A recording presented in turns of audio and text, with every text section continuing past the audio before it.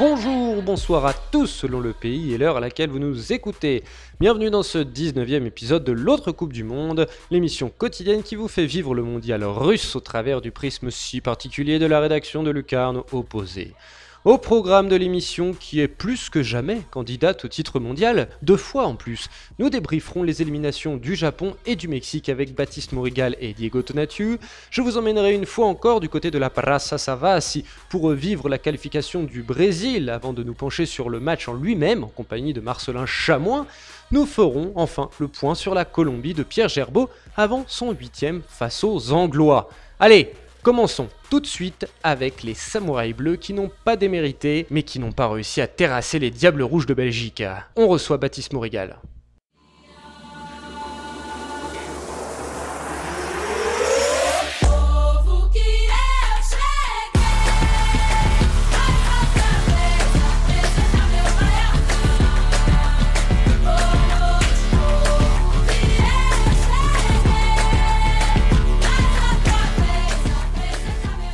Bonjour Baptiste, comment vas-tu ?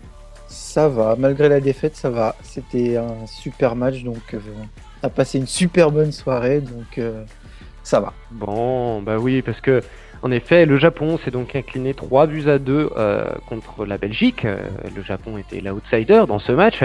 Le Japon même mené 2-0 et a pris un but dans les derniers instants. Malgré tout, tu es fier de tes Samouraïs Bleus.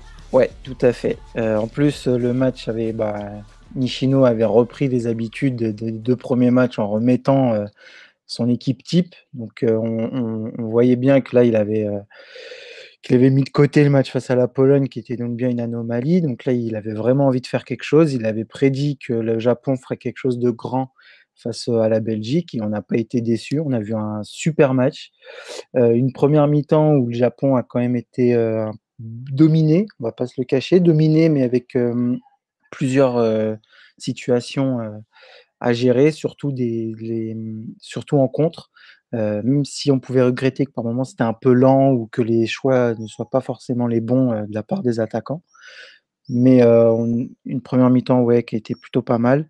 Et puis la seconde, alors là, le feu d'artifice dans tous les sens, que ce soit à la fois les Belges ou les Japonais. Enfin, ça, on a pris vraiment notre pied et le Japon a réussi à attaquer très, très fort cette seconde période, a mis 2 buts. Là, franchement, tout le monde, même au Japon, tout le monde y croyait et tout le monde se disait: «Ah, ils ont fait le plus dur, ils vont y aller, ils vont y aller» et Nishino n'est pas tombé dans ce qu'on aurait pu penser, c'est-à-dire, sortir, des attaquants et mettre des joueurs, plutôt à vocation défensive, même s'il l'a un peu fait à 2-2 en sortant, Shibazaki et en faisant rentrer Yamaguchi. Mais non, il l'a pas fait dès le début, son Japon a continué d'attaquer et c'est vraiment quelque chose qu'on peut louer parce que, ce qu'on a vu, hier avec les matchs, par exemple, du Danemark, ou de la Russie, voilà, là, le Japon a vraiment tout donné. C'était un match de foot. On a pris beaucoup de plaisir. On aura forcément des regrets parce que le match échappe aux Japonais alors qu'ils l'avaient dans les mains et surtout sur ce contre à la dernière minute, quoi. On était à ça de passer en prolongation. En plus, on sentait qu'il y avait vraiment la place. Mais ouais, un contre terrible, mais il faut dire que le contre a été parfaitement joué par les Belges. Le nombre qu'ils sont, à partir en contre à toute Parfaitement. vitesse, c'était une merveille, on peut que saluer et forcément, oui, les Japonais auront des regrets, mais ils peuvent être fiers. Franchement, ils peuvent être fiers de ce qu'ils ont montré parce que, on leur donnait pas ça au début du mondial. On pensait qu'ils allaient prendre 3 valises et rentrer au Japon et finalement, c'est l'équipe asiatique qui a été le plus loin et c'est sans doute celle qui a on va pas dire qu'elle a le mieux joué parce que là, l'Iran avait très bien joué, mais dans sa façon à elle, mais qui a proposé le jeu le plus attractif, et celui qui représente le mieux le football asiatique et pour ça, on peut que les remercier et puis, voilà, on a pris un kiff total ce soir. C'est tout à fait vrai et tu as fait J'allais te parler après du but rageant à la fin, mais tu en as parlé. Et j'allais aussi te parler du coup du bilan asiatique et tu as commencé à le faire, donc c'est parfait. Écoute, en effet, tu es l'un de nos représentants de la team asiatique, de la FC Corner sur Lucarne Opposé. C'est donc le dernier représentant de l'Asie qui est sorti. Quel bilan tu tirerais du Japon, mais pas seulement, du continent asiatique dans cette Coupe du Monde? Et bah, si tu veux, au début, on pensait quand même, et j'étais pas le seul, hein, mes 2 confrères de l'AFC Corner, pensaient que l'Asie allait prendre, que des roustes et rentrer rapidement, à la maison et au final, ils sont venus jouer, comme ils ont l'habitude de jouer en Asie et ça a plutôt pas mal marché, surtout avec l'Iran qui a inquiété quand même, les des équipes comme le Portugal et l'Espagne. Donc ça, les mecs ont pas changé leur façon de jouer, ils sont restés là-dedans, ils sont restés fidèles et ça a failli payer. Le Japon a été incroyable. Voilà, le Japon, c'est incroyable. La Corée, bah, malheureusement, a été fidèle à elle-même, et je mettrai uniquement la faute sur un seul, personnage, c'est Shin Tae-yong qui a complètement raté l'approche de ses 2 premiers matchs et au moment où il retourne dans quelque chose qui est plus traditionnel, plus football asiatique à l'Allemagne, ça sort un match incroyable dont je pense tout le monde se souviendra. C'est un match qui va faire l'histoire de la coupe du monde, que ce soit en Corée ou bah, même dans le monde entier, parce que sortir l'Allemagne en phase de poule, voilà, ça a jamais été fait. Donc voilà. Après il y a l'Australie qui aura pas vraiment démérité, qui aura peut-être pas forcément emballé tout le monde, mais qui a été elle aussi fidèle à elle-même. C'est triste à dire, mais voilà, l'Australie a proposé ce qu'elle proposait régulièrement en Asie. Et puis l'Arabie Saoudite, voilà, ils ont quand même gagné un match. C'est la sélection que je connaissais le moins, donc j'ai juste regardé en observateur. J'ai trouvé des trucs assez sympas à voir, mais voilà, pas un gros niveau comme on pouvait s'y attendre. Et finalement, c'est ce que je disais tout à l'heure, on peut considérer que l'Asie est la troisième confédération dans le monde, alors que en début de coupe du monde, tout le monde dirait que c'était l'une des plus paumées, où les équipes sont erreurs de casting qu'on a pu entendre avec Panama. Donc voilà, qu'on arrête aussi un peu de discriminer ces foot qu'on ne connaît pas. Nous, on est là pour les faire connaître et on est encore plus content quand ça se passe comme ça parce que c'est ce qu'on voit tous les week-ends et c'est le kiff qu'on prend. Il n'y a aucune erreur de casting. Le Japon n'est pas une erreur de casting. Le Panama n'est pas une erreur de casting. La Corée n'en est pas une. L'Arabie Saoudite non plus. Ok, ils ont pris 5-0, mais ils sont venus, ils ont joué, ils ont montré qu'ils savaient faire quelque chose avec un ballon. Et en plus, ce que je donne en plus pour terminer, parce que je sens que ça va être un peu long, mais au moins l'Asie a montré que le foot, c'était pas uniquement de la sécurité, une tactique. Voilà, il faut rien tenter, il faut pas perdre de ballon. Non, ils ont joué, ils ont montré que le foot, il fallait se libérer de toutes ces, moi j'appelle ça des conneries. Prenez du plaisir sur un terrain, jouez, tentez des trucs. Ça passe pas, c'est pas grave. L'objectif, c'est de prendre du plaisir et on en a pris énormément. Voilà. Eh ben, écoute, c'est de magnifiques paroles que tu as eues pour terminer, pour faire ce bilan du continent asiatique dans ce mondial. Et je pense que tes compères, Antoine et Sébastien, seront fiers de ce que tu as dit. Merci beaucoup, Baptiste. Et on se retrouve dans un AFC Corner pour parler de ta K-League. Pas de souci, merci à toi pour ce mondial. Et bon courage avec ton Brésil. Ça marche. Salut, Baptiste. Salut. Yamerito, comme d'habitude, un 8ème, et puis s'en va. Et s'il n'y a pas eu photo face au Brésil, le parcours du Mexique laisse à nouveau un goût d'inachevé. Accueillons Diego Tonatiuh pour le bilan mexicano. Hola Diego, j'ai envie de te dire évidemment, comment ça va? Je me doute que ça va, mais pas top. Non, pas top, mais il y a eu pire, Pas top, mais il y a eu pire, car en effet, le Mexique a été sorti par le Brésil 2-0. Personnellement, je l'ai dit sur Twitter, ceux qui écoutent nos podcasts le savent, ceux qui lisent Lucarne Opposé le savent. Personnellement, mon cœur footballistiquement sur les équipes Lucarne Opposé est divisé en deux, avec du jaune et du vert. Pas pour le Brésil, parce que j'ai jaune et vert, mais le jaune du Brésil et le vert du Mexique. J'étais donc vraiment très partagé. Donc je partage ton sentiment tout en étant heureux, ce qui est assez bizarre. Mais là, j'ai vu un match où, au final, le fameux Yamerito que l'on voit à chaque 8e de finale du Mexique, où on se dit que ça pouvait passer, etc. Là, j'ai la sensation que tout simplement, c'était trop fort pour eux. Il n'y a presque aucun regret sur ce match. Le Mexique n'a rien pu faire. On a espéré l'espace d'une petite demi-heure et encore que le Mexique puisse faire une nouvelle prestation comme face à l'Allemagne, c'est-à-dire subir et être bon en contre. Le problème, c'est qu'il n'y a vraiment rien eu à faire. Bon, déjà parce que défensivement, les Brésiliens étaient bien meilleurs que les Allemands et que du coup, les ailiers qui étaient Carlos Vela et Irving Lozano n'ont jamais réussi vraiment à faire la différence. Puis parce que après, derrière, il y a une machine qui est tout simplement impressionnante, qui est, je pense, le Brésil, la meilleure sélection à l'heure actuelle en termes de jeu collectif et de talent individuel. On a vu des superbes matchs avec la France, l'Argentine, mais c'était plus des coups ou des moments de folie. Là, il y a la folie et il y a le contrôle avec le Brésil. Il y a une vraie domination. Moi, j'ai envie de soulever quelques. Voilà, c'en est fini du Mexique. Je pense pas qu'il y ait vraiment besoin de parler plus du match que ça. Voilà, qu'on a dit que c'était beaucoup trop fort que le Mexique. C'est pas de ce match dont il faut parler. Exactement, c'est plutôt le bilan de ce Brésil.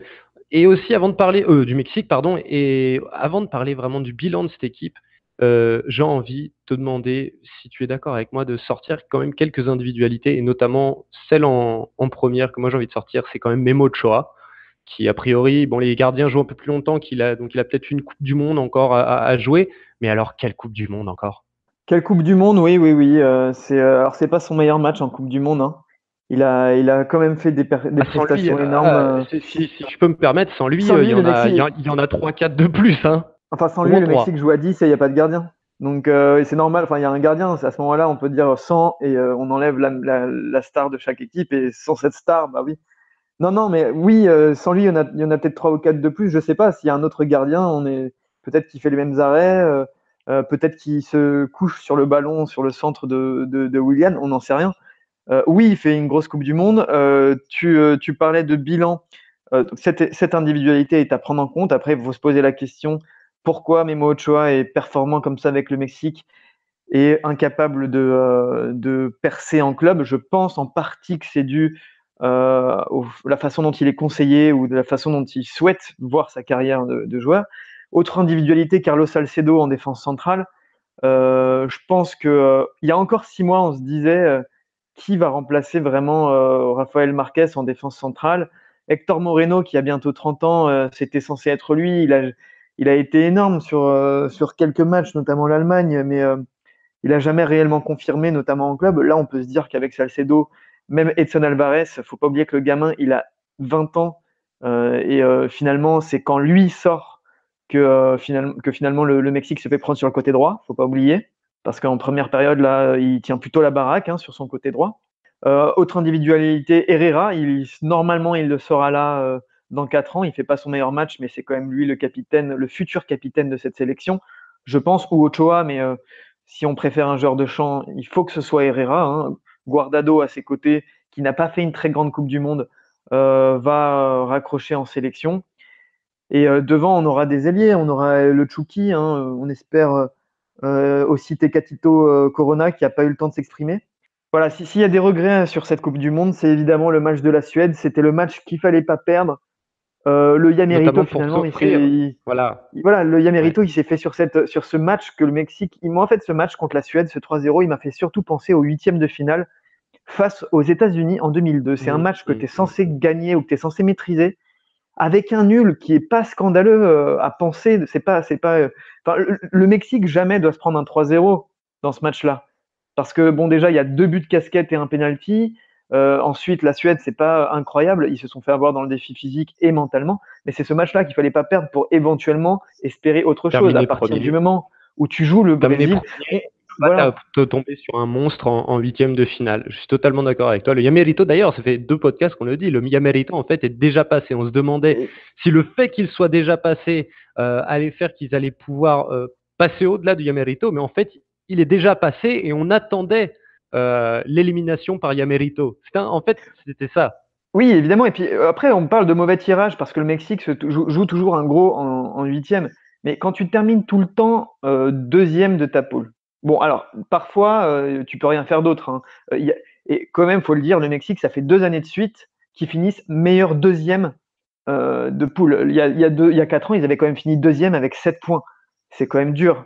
Là, ils finissent 2e avec 6 points. Tu as des équipes qui font 5 points qui terminent première de leur poule. Donc après, bon, quand tu termines deuxième de ta poule, forcément, face à toi, tu auras une grosse équipe qui aura terminé première de sa poule. Donc là-dessus, on ne peut pas forcément jouer. Non, c'est clairement ce match contre la Suède qui va rester en travers, qui s'allonge un peu à la liste d'Osorio, comme les matchs que tu as perdus, on ne sait comment. Donc il y a le 7-0 contre le Chili en Copa América, mais ce match est tellement exceptionnel, il relève tellement de l'exceptionnel et de l'improbable que tu pourrais le même mettre à côté. Mais ce match contre la Suède, c'est celui-là qui va vraiment être analysé dans 4 ans, je pense. Quand on pensera au match du Mexique de la Coupe du Monde précédente, on parlera moins du Mexique-Brésil en 8e que du Mexique-Suède, 3e match de poule, quelque chose qu'il faut gérer quand même. Oui, j'allais dire, tu as parlé, tu as cité un nom, quelque chose quand même qui va être très important pour le futur du Brésil, c'est Osorio. Quelle est la suite du Mexique pour Osorio? Là, il avait, comment dire, il avait réussi à obtenir une espèce de regain de crédibilité grâce à sa victoire face à l'Allemagne, lui qui était énormément critiqué. Puis les critiques étaient déjà revenus contre la Suède, maintenant élimination. Qu'est-ce qui va devenir d'Osorio et surtout, est-ce que les critiques s'en donnent déjà à cœur joie, pardon? Alors déjà, en faisant l'analyse, il faut être honnête. Osorio a fait des erreurs, mais il n'a pas fait plus d'erreurs que Miguel Herrera il y a 4 ans. Il n'a pas fait plus d'erreurs que Javier Aguirre il y a 8 ans. Il n'a pas fait plus d'erreurs que Ricardo Lavolpe il y a 12 ans. Donc déjà, on va dire cette espèce de nationalisme mexicain où il fallait critiquer l'entraîneur étranger, on le rappelle colombien, ça s'est un petit peu finalement effrité. Il y a eu moins de critiques sur Osorio sur le 3e match. Je pense que cette victoire face à l'Allemagne lui a fait du bien. Il ne faut pas oublier que le Mexique a finalement réussi son meilleur match et son pire match, peut-être dans les histoires de Coupe du Monde, en l'espace de 10 jours. Je parle de l'Allemagne et de la Suède. Bon, alors Osorio, il va probablement pas être prolongé. C'est dommage parce que c'est une fédération qui travaille très mal, très souvent. Il y a beaucoup de népotisme dans cette fédération avec des membres de famille, des amis qui sont là et qui mangent aux mêmes tables et qui se goinfrent. Et faire venir Carlos Osorio, ça a plutôt été une bonne nouvelle, je pense, parce que ça leur a permis de progresser, je pense, tactiquement, les joueurs mexicains. Après, la fédération a décidé de pas le prolonger, probablement parce que la pression populaire. Mais rien n'indique que un Mexicain va être mis à la place de Osorio. Il y a un entraîneur qui a fait du très bon boulot dans le championnat mexicain depuis 3 ans. Il est argentin, il s'appelle Matías Almeida. On en a beaucoup parlé, je sais que Nico en a beaucoup parlé. Il a fini mal avec les Chivas, mais c'est un club très particulier. C'est probablement le club le plus difficile à coacher au Mexique parce que la pression populaire. Je dirais même plus, il a mal fini avec Vergara, le président des Chivas. En soi, avec les Chivas, il a très bien fini. Il est sorti, applaudi par son vestiaire, applaudi par les supporters. Oui, voilà, les supporters. Des joueurs étaient prêts à le suivre, quoi qu'il arrive. Il y a des joueurs qui étaient prêts à partir du club parce que lui partait. Donc évidemment, c'est très compliqué. Vergara, c'est un genre de Aulas en pire au niveau de la gestion humaine. Les Chivas, c'est disons l'Olympique de Marseille en rapport au Mexique. C'est le club le plus populaire, peut-être dans lesquels où il est plus difficile de coacher. Mais il avait quand même réussi à être champion du Mexique il y a 1 an en ayant un effectif assez limité, en gagnant en finale contre les Tigres. Moi, je pense que Matías Almeida, qui vient de lâcher son poste, s'il n'est pas pris par un club européen, parce qu'on sait c'est ce qu'il souhaite, mais les portes sont ouvertes pour Matías Almeida. C'est un gars qui aime travailler sur la durée. S'il faut travailler 4 ans avec Matías Almeida pour on appelle ça les procesos mundialistas, parce qu'en réalité, il n'y a que ça qui fait vivre le Mexique. On va pas faire de fausses blagues. La Copa Oro, la Gold Cup, bien sûr. Même si elle n'est pas dans la poche ou quoi, les gens n'en ont rien à faire. Les gens regardent ces matchs-là d'un coin de l'œil. Mais on vit pour la sélection, on vit pour el Tri, pardon, et on vit pour la Coupe du Monde, parce que finalement, on est dans une zone bien trop peu importante. Et ça, c'est un élément qu'il faut prendre en compte à chaque fois. Mais le Mexique, les Mexiques auraient besoin d'un séisme de magnitude 50 pour être déplacé en zone âme sud. Mais tant que tu auras alors ça, c'est absolument pas pour blâmer les autres sélections, parce que la plupart font ce qu'elles peuvent. Mais est géographiquement et culturellement dans une zone faible, le Mexique. Et peut-être qu'en se qualifiant, peut-être en étant dans une zone âme sud, peut-être qu'en étant dans la zone âme sud, peut-être que le Mexique se qualifierait pas à chaque Coupe du Monde, mais au moins de temps en temps, elle parviendrait en quart ou en demi comme le fait l'Uruguay ou la Colombie. Voilà. Question de compétitivité, de savoir-faire, c'est fort probable, je suis tout à fait d'accord avec toi. Eh ben écoute, merci beaucoup Diego. Voilà, on a fait le plus gros débrief de tous les l'autre coups du monde, de tous les podcasts. Il y a un peu de ta passion, il y a un peu de la mienne aussi, là, j'avoue que j'ai... Et peut-être parce que c'est une des premières sélections LO éliminées à ce stade-là et qu'on fait un vrai bilan, parce qu'on verra, Il y a eu avec... l'Argentine. Il y a eu l'Argentine, Mais on verra différent. si l'Uruguay Enfin. sort et si le Brésil sort. Enfin, il y aura des vraies analyses à faire aussi longues que celle-ci, avec ces sélections aussi. Écoute Diego, on te retrouvera prochainement dans un Bola Latina pour parler de la Liga MX. Eh ben oui, parce que ça va reprendre très très vite. Dans 3-4 semaines déjà, le championnat mexicain reprend. Et donc voilà. Merci beaucoup Diego, à la prochaine. Bonne fin de Coupe du Monde. Si le Zócalo de Mexico DF n'a pas beaucoup chanté, notre cher Praça Savas de Belo Horizonte s'est époumoné par 2 fois. Je vous invite à ma table pour revivre cette victoire brésilienne.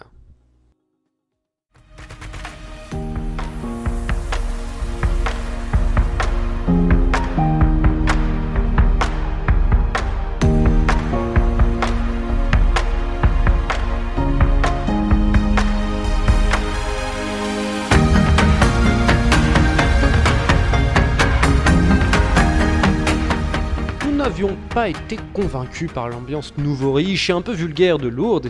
Nous sommes donc retournés avec la classe moyenne minera, pas toujours plus fine, mais beaucoup moins snob. Aujourd'hui encore, l'adversaire ne paraît pas immense aux Brésiliens, et si on s'en méfie tout de même, l'angoisse de la phase à élimination directe ne se fait pas encore réellement sentir. Sur le terrain pourtant, le Mexique parvient à se montrer lors des 25 premières minutes. Toujours pas de quoi inquiéter les Belo Horizontinos cependant. Puis le Brésil rentre enfin dans son match et oblige Memo Ochoa à s'employer à plusieurs reprises.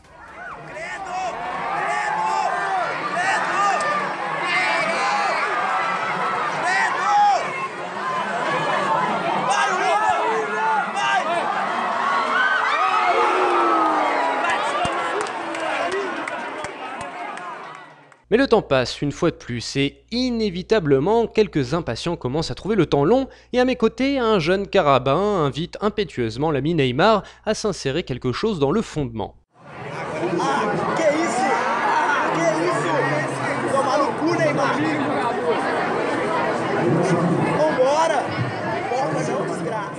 À croire que ces douces paroles ont volé jusqu'en Russie, car même pas une minute plus tard, Ney talonne pour Willian, qui perce dans la surface et remet dans l'axe pour ce même Ney qui se jette et...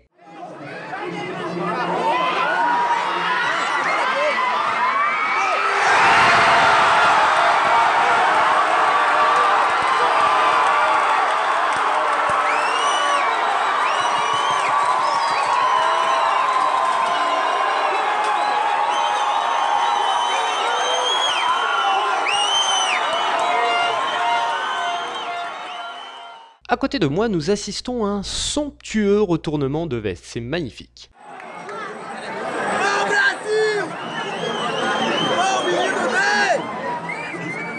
Un geste technique rarement aussi bien effectué.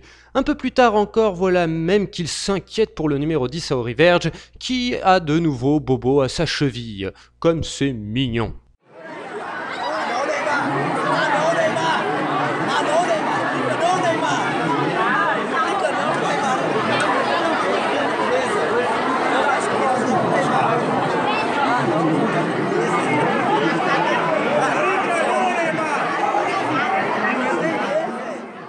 Mais tout va bien, o menino da Vila s'est relevé, le Brésil gère tranquillement sa fin de rencontre, et pour couronner le tout, à 2 minutes de la fin du temps réglementaire...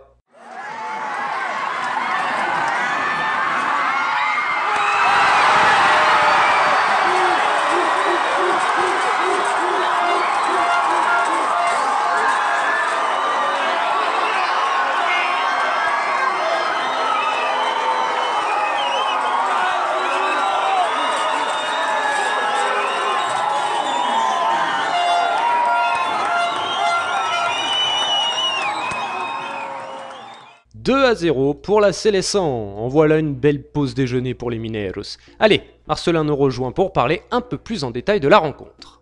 Olá, Marcelin! E aí, tudo bem? Tudo bem, e você? Ah, tudo jóia. Et oui, tudo jóia, parce que comme on l'a vu, Dans cet inside, on a vibré au Brésil, on a crié, on a chanté. C'était une belle, j'allais dire après-midi, mais non, c'était le matin ici. Le match a commencé à 11h. Donc c'était un bon début de journée. Voilà, c'était tranquille. Et ma foi, le Brésil s'est imposé un petit peu sans trembler. C'est ce qu'on a dit précédemment avec Diego. Ce Brésil était bien trop fort pour le Mexique. On le voit, hein, Marcelin, on l'a dit, que le Brésil montait en puissance petit à petit. Est-ce que tu penses à quel degré de pourcentage il en est là au niveau montage en puissance? On va dire un petit 80%, c'est pas mal. Il lui en reste sous la pédale. Qu'est-ce qui t'a le plus satisfait encore aujourd'hui? Voilà, la prestation d'équipe dans son ensemble, c'est vrai que pendant la première mi-temps, le Mexique a quand même mis un peu en danger le Brésil, enfin fait son match aussi avec un gros pressing, mais ils ont pas paniqué. Puis après, déjà en fin de première mi-temps, puis sur la deuxième mi-temps, ils ont vraiment su imposer leur jeu.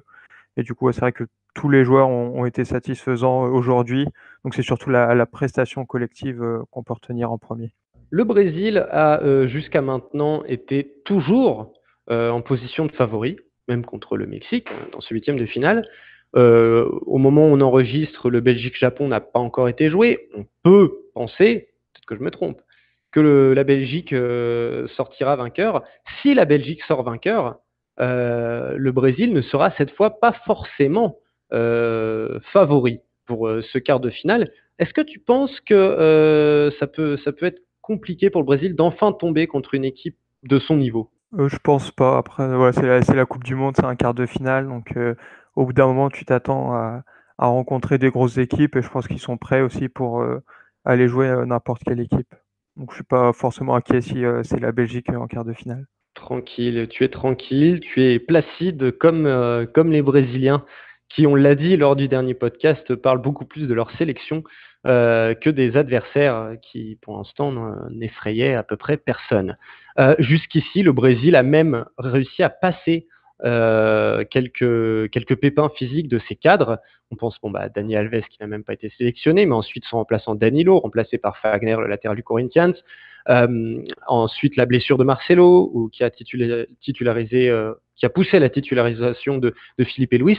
Es-tu satisfait du rendement de ces deux-là? J'imagine que oui, parce que les matchs sont bons, mais au-delà du fait que le Brésil fait des bons matchs, vraiment leur performance à eux, est-ce que tu penses que c'est d'un niveau pour aller jusqu'au bout, ou pour l'instant ça reste vraiment palliatif? Moi, j'ai bien aimé le match, le match des deux, Fagner et Felipe Luis. Après, Danilo, il était disponible aujourd'hui, mais pour Tite, Fagner était bon sur les matchs qu'il avait pu jouer. Du coup, c'est lui maintenant qui sera titulaire. Et je pense même si en première mi-temps, le danger venait souvent de la gauche pour le Mexique, je trouve qu'il était très bon aussi. Il revient de blessure, ça faisait 2 mois qu'il n'avait pas joué avant la Coupe du Monde. Ça faisait un peu peur à tout le monde, mais ouais, il a vraiment été là sur les matchs. On l'a vu encore aujourd'hui appliqué, puis ouais, il y va. Donc vraiment satisfait par Fagner. Et Felipe Luis aussi, qui a fait un match très sérieux, même si il apporte un peu moins offensivement que Marcelo. Peut-être que le match aussi de Coutinho, un peu moins bon, il y a peut-être ça s'explique par le fait qu'il n'y ait pas assez de connexion avec Marcelo et Neymar. Mais ouais, les deux, dans l'ensemble, je trouve, ont fait un bon match. Voilà. Pour terminer, tu l'as dit, Philippe Coutinho n'a pas fait son meilleur match. Mais ce qui est impressionnant dans ce Brésil, c'est que quand il n'y a pas Coutinho, il y a Willian pour faire un gros match, qui a fait un très très gros match, ce qu'on attendait un petit peu depuis le début de la compétition. Et aussi, comme Titch l'annonçait avant ce match-là, un retour d'un Neymar vraiment de plus en plus intenable. Comment tu pourrais décrire la rencontre de Neymar et Willian? Bah, ils ont été très bons. Neymar, en plus, a été décisif. C'est vrai que Willian, par rapport surtout ses 2 premiers matchs où il avait été très décevant, là, il revient vraiment bien. Il a fait un très bon match aujourd'hui. Et c'est vrai que dans ce Brésil-là, il y a tellement d'individualité que même s'il y a 1 ou 2 joueurs qui passent un peu au travers, le reste de l'équipe va pouvoir pallier l'absence d'un joueur. Donc voilà, les 2 ont été très bons. Je pense que Neymar, on le retrouve de plus en plus fort. Et il arrive à faire jouer ses coéquipiers, et puis dans ses accélérations, il est vraiment dangereux. Donc, je pense que c'est de bon augure pour la suite. La dernière question que j'ai envie de te poser, c'est la question qui fait de plus en plus grincer des dents ici au Brésil, en tout cas dans le public, on l'entend pendant les matchs. C'est Gabriel Jesus qui, tu l'as dit, moi je l'ai dit aussi, moi je trouve qu'il fait un travail de sape assez important dans les défenses, même s'il n'arrive pas à trouver les filets, à faire trembler les filets. Et Firmino rentre et marque. Est-ce qu'au bout d'un moment, Firmino ne devrait pas être titulaire? Peut-être, c'est possible. C'est vrai qu'aujourd'hui, il n'a pas eu une seule occasion en 90 minutes. Et après, c'est vrai qu'il est précieux. On l'a vu aussi aujourd'hui en phase défensive où il revenait milieu gauche. C'est vrai qu'il fait toujours les efforts qu'il faut. Mais après, je pense que Firmino peut faire aussi ces efforts-là défensifs et dans les courses. Et peut-être qu'il sera un peu plus en réussite devant le but. Donc c'est vrai que la question se pose aujourd'hui. Donc après, on verra ce que décide Tite. Mais c'est vrai que je pense que Firmino peut être un candidat à une place de titulaire.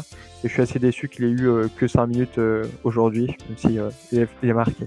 5 minutes décisives. Après, moi, le seul truc que je suis assez d'accord, hein, Firmino, le fait est là au bout d'un moment, tu peux te dire quand même à chaque fois il rentre, il est décisif, il apporte quelque chose. Après, je serais curieux de voir Firmino sur 90 minutes, notamment se taper les défenses physiquement encore à bloc, ce que fait Gabriel Jesus pendant les 75 premières minutes avant que Firmino rentre.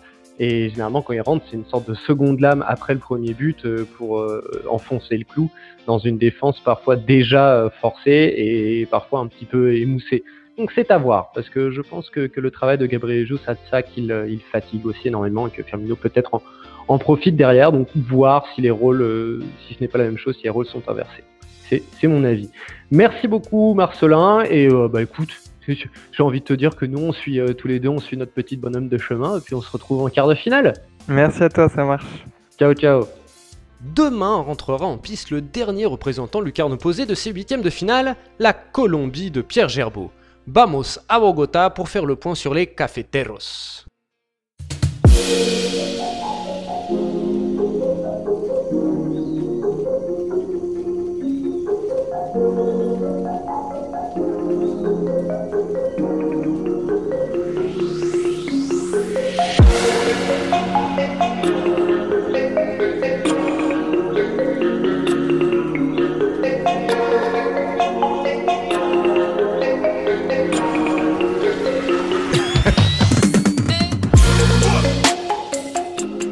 Hola Pedro, ¿cómo estás? Hola Simon, bien, ¿y tú?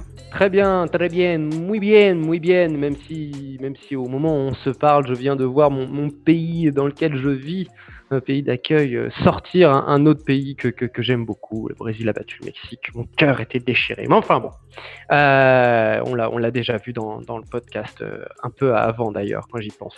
Mais là, on est là, pour parler de la Colombie qui va affronter dans son huitième de finale l'Angleterre, qui est aussi un sacré morceau, mais qui est peut-être plus abordable pour la Colombie que le Brésil ne l'était pour le Mexique.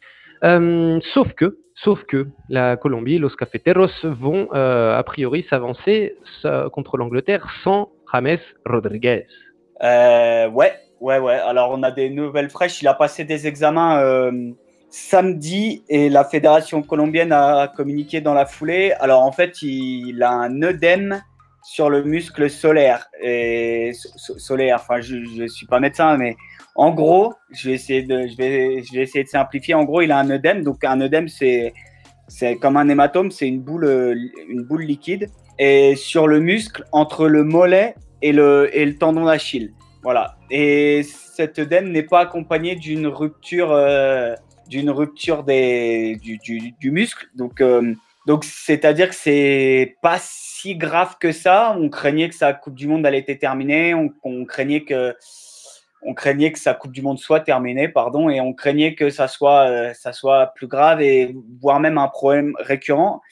Et en fait, non. Donc demain, James ne devrait pas débuter. Il devrait être sur le banc, mais bon, il est à même d'entrer sur la deuxième période si la Colombie en a besoin. C'est pas si grave que ça.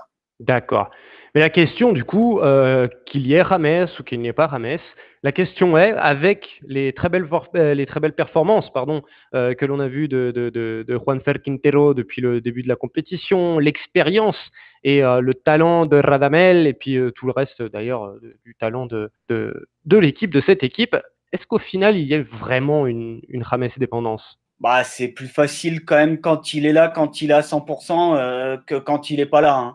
On l'a vu contre la Pologne, c'était beaucoup plus facile quand James et Quintero, hein, les deux. Et quand les deux sont à 100%, c'est évidemment beaucoup plus facile pour la Colombie. C'est aussi beaucoup plus facile parce que c'est lui qui tire les coups de pied arrêtés. Donc, dépendance, je ne sais pas si on peut parler de dépendance ou pas, mais c'est plus facile quand il est là que quand il n'est pas là. Ça, c'est une évidence. Disons que la Colombie, alors, jouera, elle n'est pas forcément dépendante, mais en tout cas, elle jouera sans son facteur X.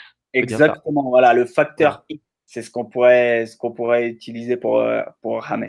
Très bien. Et du coup, avec tout ça, à quelle Colombie on peut s'attendre à voir aujourd'hui, ce mardi contre l'Angleterre? Et alors, pour savoir à quoi on pourrait s'attendre, en fait, selon les indiscrétions d'un collègue de ESPN qui vit ici en Colombie et qui a assisté à la mise en place, a priori, Pekerman partirait dans l'idée de mettre un milieu à 3, un milieu renforcé avec Wilmar Barrios, Carlos Sanchez et Mateo Uribe, et devant une ligne de 3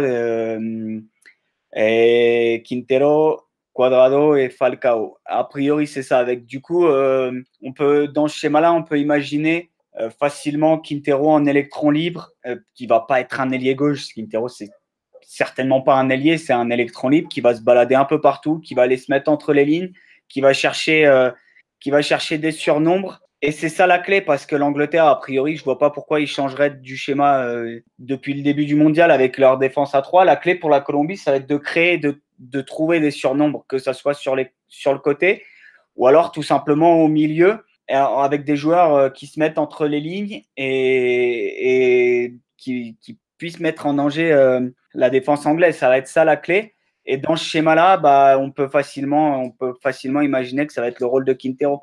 Très bien. Et pour finir, quelle est l'opinion publique quant à ce 8e de finale? Quelle est l'opinion du public et aussi l'opinion de la presse sur ce duel contre l'Angleterre? Que c'est compliqué. c'est très compliqué, que c'est un gros morceau. Et ça, tout le monde, personne ne pense en Colombie, personne ne pense que c'est un match facile parce que l'Angleterre a terminé 2e et qu'ils ont perdu contre la Belgique. Non, tout le monde sait ici que c'est un gros morceau et qu'il faudra une Colombie de très très haut niveau pour éliminer l'Angleterre. Ça c'est une certitude. Voilà. Très bien. Bon, écoute, ma foi, tout est dit. Il n'y a plus qu'à faire le match, il n'y a plus qu'à le jouer, ce 8e de finale de la Colombie. Et je suis désolé pour les Anglais, mais ma foi, on va supporter l'équipe lucarne opposée et du coup, on sera tous derrière los cafeteros de toi, mon Pedro. Merci beaucoup et on te dit du coup à demain pour débriefer ce match. À demain.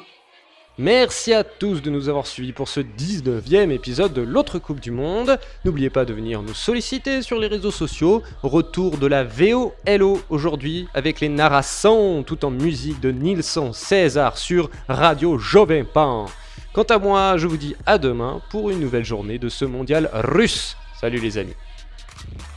Mas não saiu, 0-0, aí vem Paulinho, Paulinho com a qualidade do time brasileiro, vem Paulinho, domina Paulinho, prende para Paulinho, mete para no meio para Casimiro, vamos lá Brasil, ele tem Felipe Coutinho, rola curto para Felipe Coutinho, para Neymar, vai para cima do Ayun, lá vai Neymar, já pintou, vai para dentro Neymar, pode até bater de calcanhar, deixou para William, adianta William, vai bater cruzado na boca do gol, para descida, gol!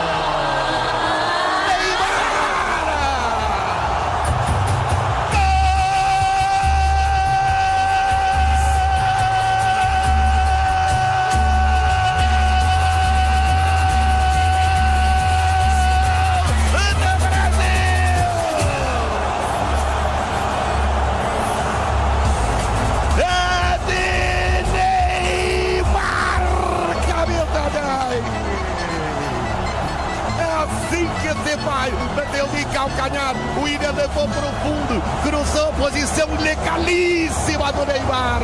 Ele chegou na pequena área, livre, só esticou a perna e jogou pro fundo do gol do México. Eu tenho certeza que você aí no Brasil está emocionado. Eu tenho convicção que você está arrepiado. E eu estou aqui emocionado, arrepiado e feliz com o gol do Neymar. Brasil 1, México 0. E agora o Chula. Fernandinho interceptou no meio do caminho. Fernandinho cai a jogada para Neymar. Neymar vai, Firmino pediu. Lá vai Neymar. Invadiu, ele tocou, chegou Firmino, tocou, é gol!